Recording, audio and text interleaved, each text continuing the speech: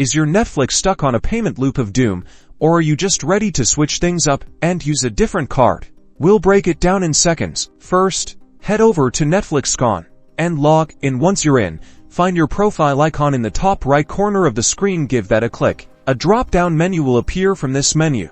Select Account. This is your central hub for managing everything about your Netflix subscription. Okay, you're now on your account settings page. Scroll down until you see the membership and billing section right there.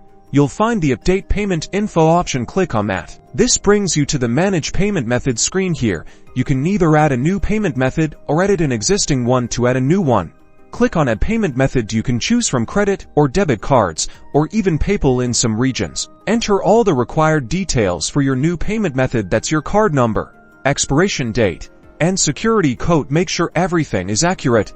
Then, click Save. If you're replacing an existing card, you'll likely have the option to remove the old one. After adding the new one, just follow the prompts, and that's it.